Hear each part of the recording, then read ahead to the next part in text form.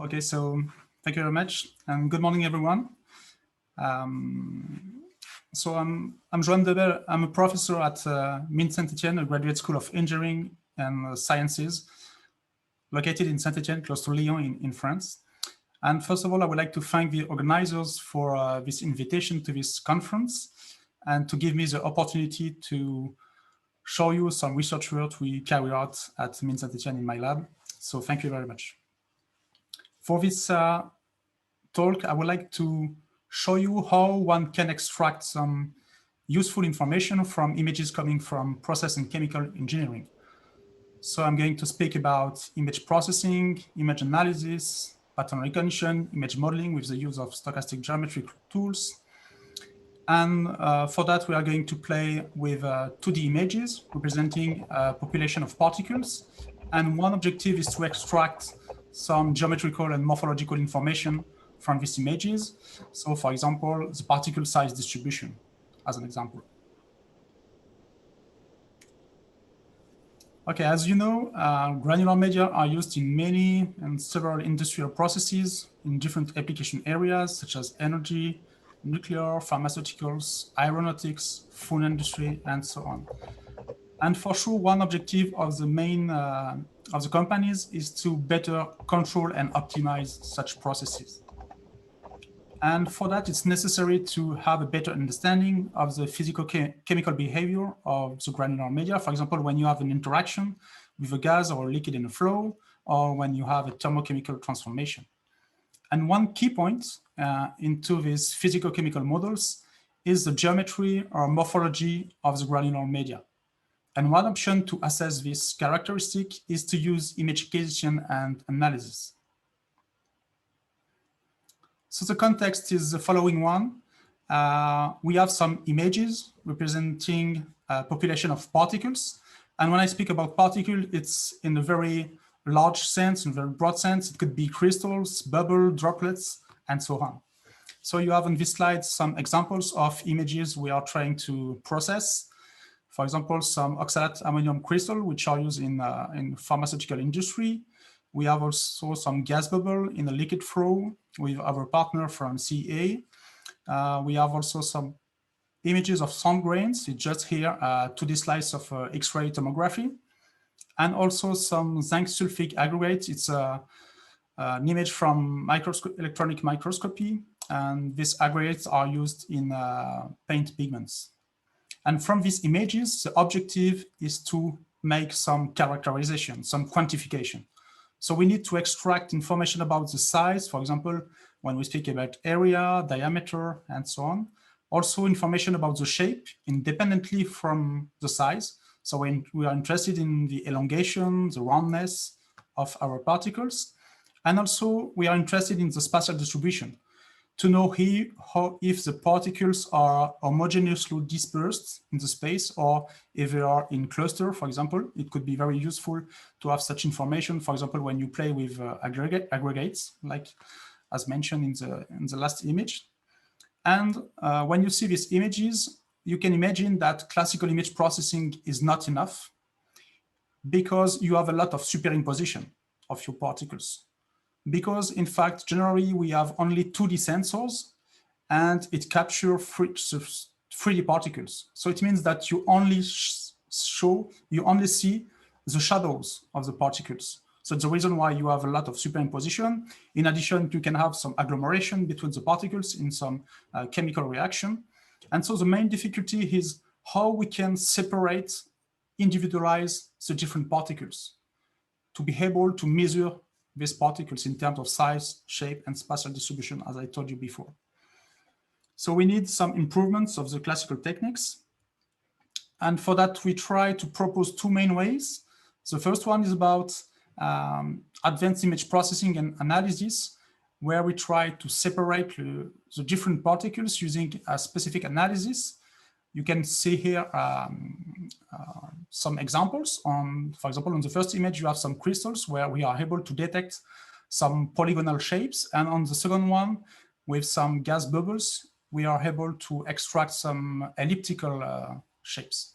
And for sure, if you are able to individualize these particles, even if we have some superimposition, for sure it's thereafter very easy to fully describe these particles in terms of size, shape, and dispersion. So from these images, you can easily compute a particle size distribution, for example. This one is, it works well, but when you have a high density, it's much more complicated to individualize these particles.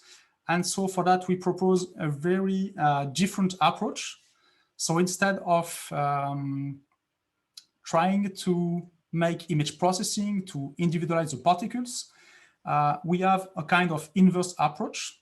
So for example, if you start with the 2D gray level image here, you can for sure with classical image filtering and segmentation, you can binarize this information. So black is your object of interest, so crystals in this example, and white is a background. And the main objective is to try to define a geometrical model in order to be able to simulate some virtual images that represent the real data. So it means that we speak about a digital twin just to say that it's a geometrical digital twin, just to say that we are able to simulate some images which are representative of the real data. And it's very interesting for that because you have a geometrical model with different parameters. And if you are able to fit this model to the real data, you can consider that you have the same geometrical and morphometrical information in these two images. So for example, if we speak about the particle size distribution, we can consider that it's the same in the real and in the model image. And so it means that without any segmentation process, you just simulate some images and you try to fit this model, this simulation to the real data. And in this sense, you can extract indirectly the size and shape distribution of your particles, because for sure, if you fit the model, you have a lot of parameters, and some of them for sure are related to the size and shape of your population. And I will give you some more details in the following. And so for these two main approaches, I would like to show you some examples and more details on a particular application, which is the crystallization process. It's a very classical process in chemical engineering. The applicative context is in pharmaceutics, where this crystallization is used in the production of active ingredients for drugs. Crystallization is just the transition from a liquid phase to a solid phase, where you have some operations such as nucleation, growth, and so on of your crystals. And the quality of the drugs depends on the geometry of the crystals. So in fact, it's necessary, it's required to control the geometry of the crystals all along the process. And so for that, there exist different techniques, some offline granulometry techniques. So by granulometry, I mean some size and shape distribution, but you need to make some samples in your chemical reactor, for example, and with some shape assumption, you can extract some information. But you have to stop the process to make a sample. And in a better way, we think that it's better to use some online granulometry techniques with the use of image acquisition and analysis. So I can show you in the next slide just a very classical experimental setup that you can find in different labs in chemical engineering. So in the main part, you have your chemical reactor, where inside you have some crystals. So you have some solid particles into a liquid. You have a stirrer to mix the flow. You have different sensors, and one of them is just an in situ image probe. So in this way, it's possible to capture a small part of the reactor with this image acquisition. And after that, we will try to extract geometrical and morphological information from these 2D images. So you have here some examples of 2D images we can acquire with this in situ probe. And you can see that, yes, we have different shapes of crystals. For example, on the lower left part, you have crystals which are more rectangular, and the other part, it's not really the case. And from these images, in fact, it's not so easy, as I told you before, with classical image processing to extract this geometrical characteristics. So as I told you, the objective is to compute, to determine the real-time granulometry in terms of size and shape of the crystals all along the process. And you have seen on the previous images, we have a lot of difficulties because some of the particles are out of focus. So it means that we have a blur in the image. So generally, it will be necessary to use some inverse filtering. You have also some problems of overlapping, as I told you, because you only see the shadows of your 3D particles. So you cannot use some classical techniques of image segmentation because you have this overlapping.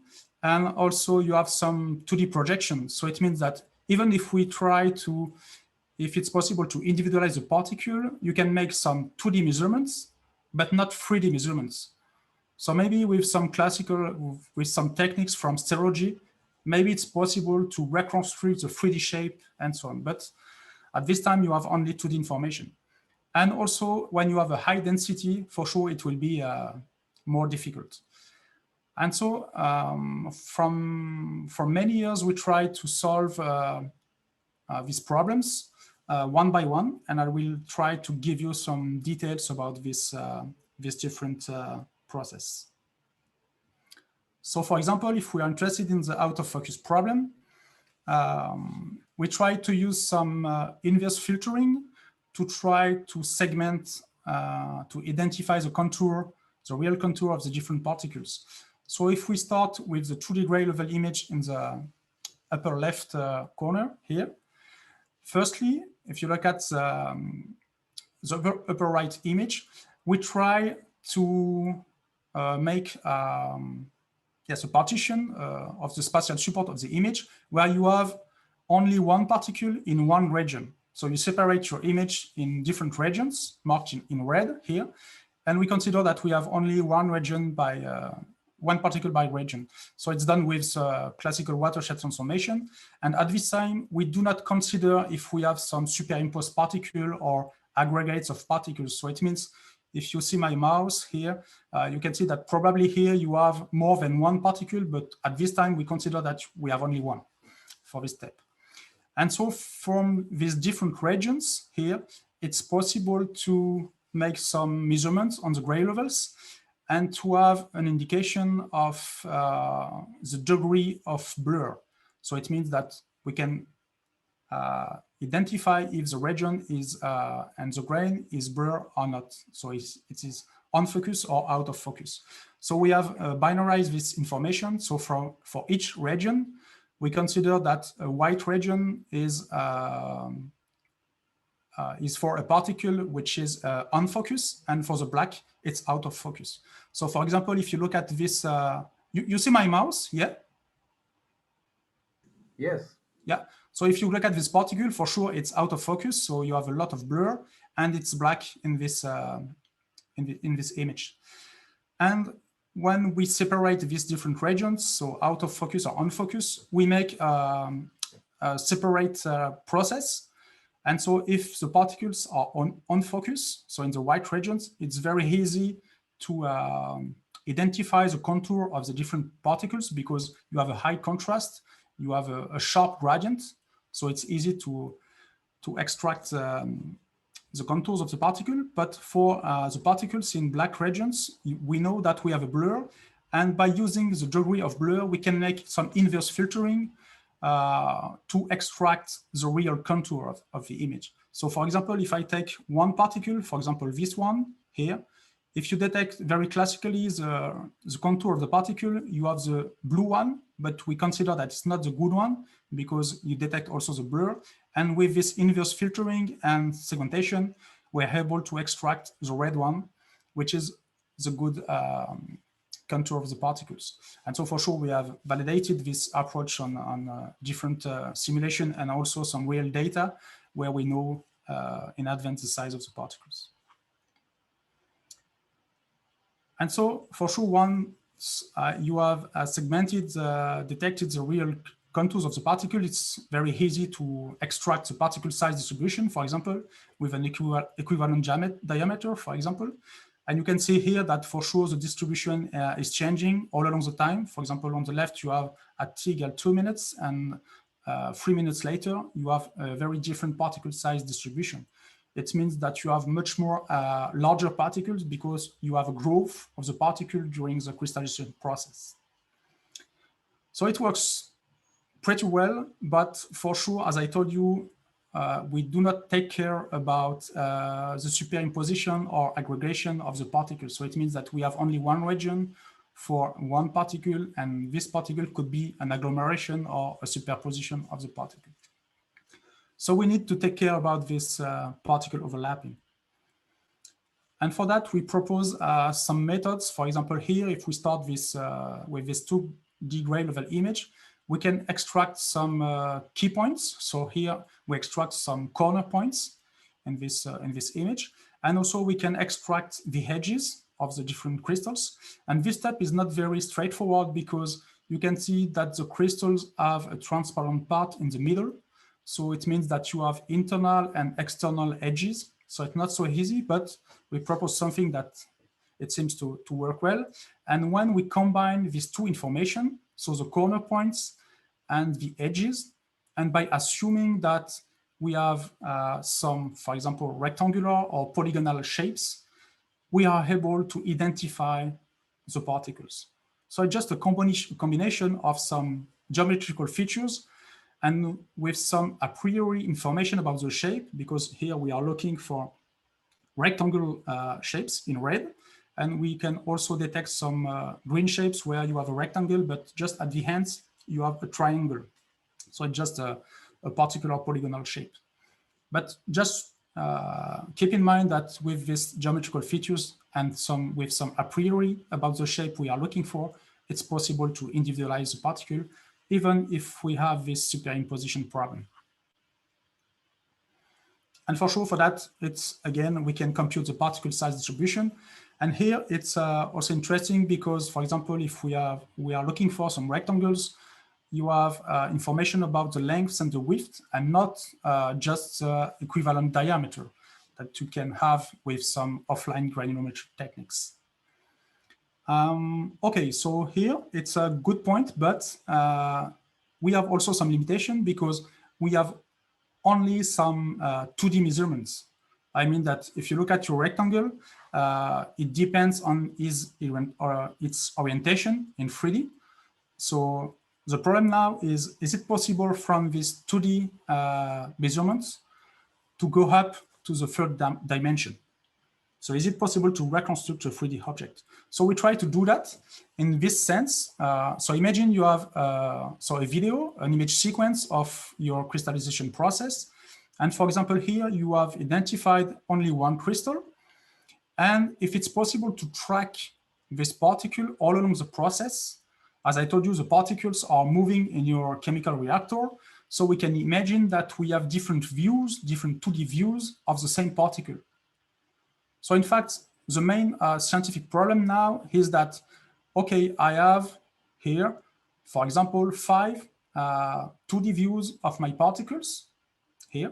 And is it possible to reconstruct the 3D shape? So is it a cuboid or much more rectangular parallelepiped and so on? So is it possible from these 2D, 2D shadows to reconstruct the 3D shape?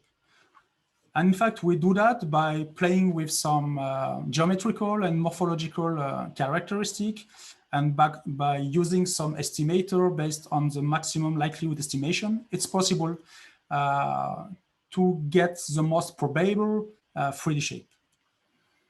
And so, for example, if we consider that we are looking for some shapes in some particles with these particular shapes, it's an hypothesis. We have a 3D rectangular cuboid. And if we are able to identify, to individualize the particles, and also to track these particles all along the process, it's possible to reconstruct the 3D shape. And one advantage here is that we have some 3D information, 3D measurement, that was not possible with only 2D measurement for sure at the beginning. And so you can see here an evolution of the volume distribution all along the process. Okay, so now it's possible to individualize some particles to go up to the third dimension to have some useful geometrical information.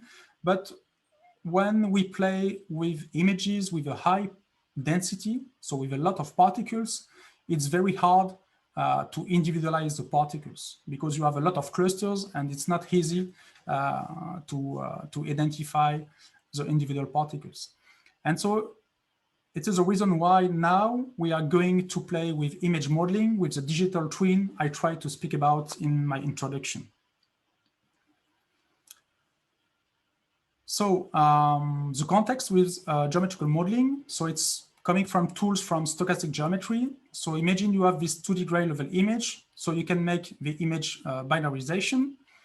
And now we are going to make the hypothesis that this specific spatial structure is just one realization of a geometrical model, of a random geometrical model. So the question now is, if you would like to analyze these images, we would like to simulate an image with a specific geometrical model, which is representative of this real data. So the first problem to solve is how to define a representative geometrical model of such crystals. So we can consider that the elementary shapes of a rectangular shapes. So we would like to simulate in this specific application a population of 2D random rectangles to be able to simulate this kind of images. And after that, we will try to fit the model to the real data with our simulation. And so if you would like to simulate some virtual images, a digital twin, with a population of particles, you have different parameters. So for sure, you have the number of particles inside your image. And for each particle, for sure, you have its position with X and Y, and you have some parameters related to its shape. So the width, the length, and also the orientation. And as you can see here, I write that we play with random values, random parameters.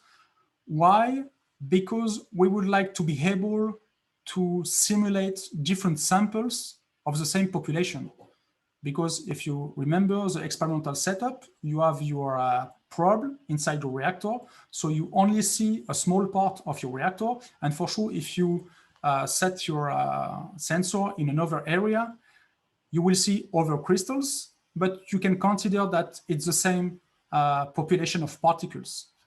And also, all along the time, if you have at a specific time t0, you can imagine that you have a specific population of particles and you are able to visualize with your sensor one image.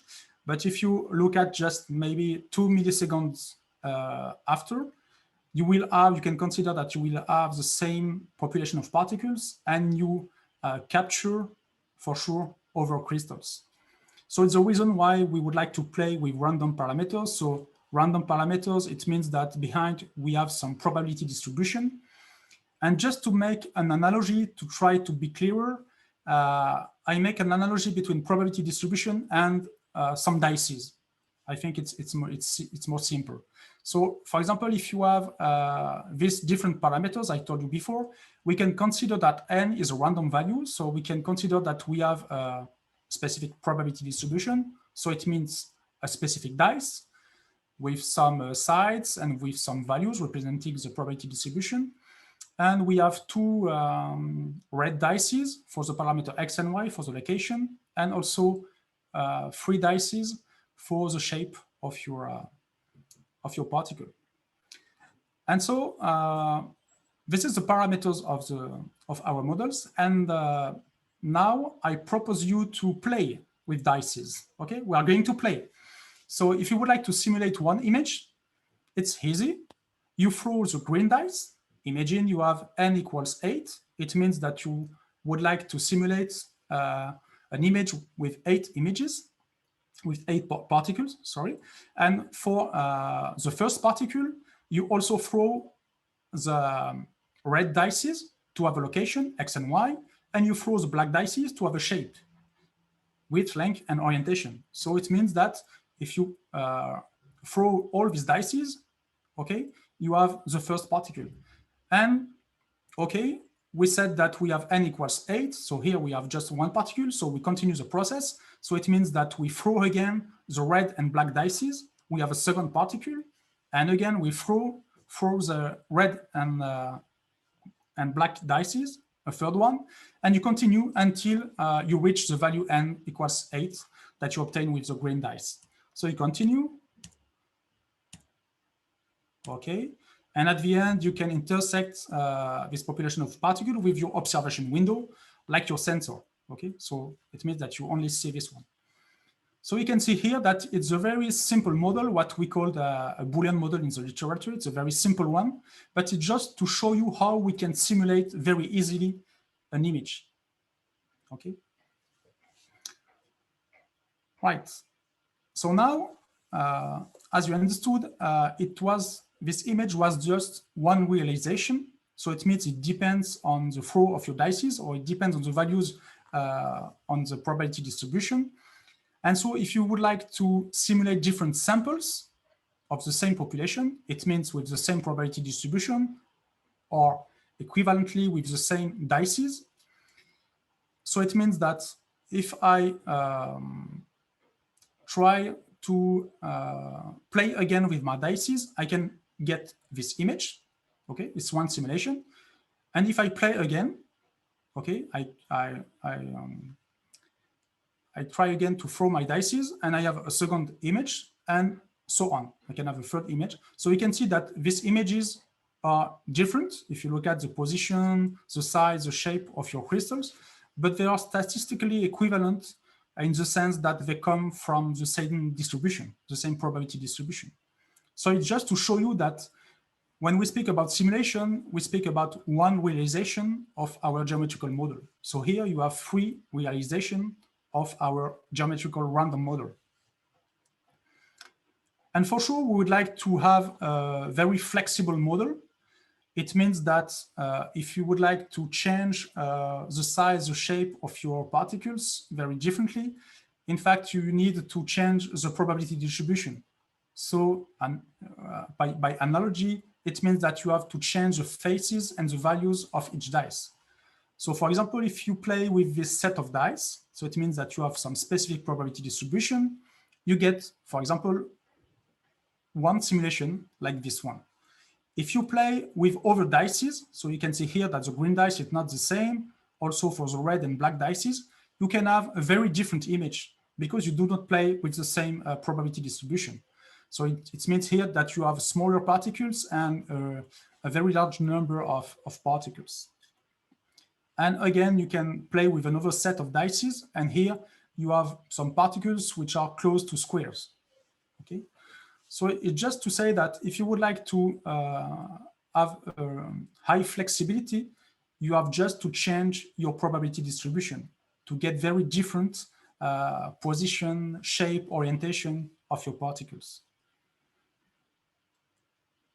Okay, so this first point was just to show you how we can simulate some images. So now, okay, I'm able to simulate one image like this, and I would like to fit now this image to the real data to be able to say that they come from, okay, they have the same distribution, in fact. So when we try to fit the model to the real data, we need to compare to make some similarity measurements between these two images. And for that, we compute some global image statistics, for example, with some mathematical morphology or with some covariance functions and so on. So keep in mind that it's not similarity pixel by pixel. It's just some global statistics you can compute on your image. And so if you would like to fit this, the model to your real data, remember that your model, you have different parameters, the number, the parameters related to the location, and also with the shape. It means that it's an optimization problem, very classical optimization problem. And you need to retrieve, to find what were the probability distribution behind. So it means what was the set of dices I used to simulate this image. Okay, and for some very simple model, you have some analytical expression, so it's very easy to identify the optimal parameters, but generally we use some numerical optimization because you can have some models with a lot of parameters and it's not, and you don't have any analytical expression to try to find these optimal parameters just from analytical calculus. Okay. So it means that I try to simulate some images from a geometrical model with different parameters, and for the fit, I need to find the optimal parameters. And so I would like to show you, yeah, so I think I already told about that, but it's very important, yeah. So now if you, as I told you before, if you fit your model to the real data, you can consider that you have the same size and shape distribution between your particles. So it means that if you find the optimal parameters, you can say, okay, in this image, in fact, the particle size distribution is the particle size distribution of this model. And for this model, as you fitted the model by yourself with your numerical optimization, for example, you know the parameters related to the size and shape. So for example, if you look at the black dices, you know these parameters because you fitted the model. So it means that you know the granulometry of your particles in your geometrical model.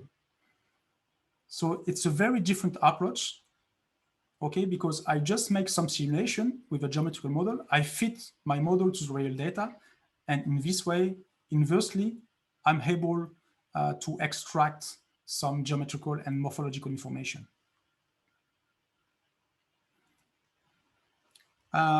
We can also go further with a 3D model, in fact.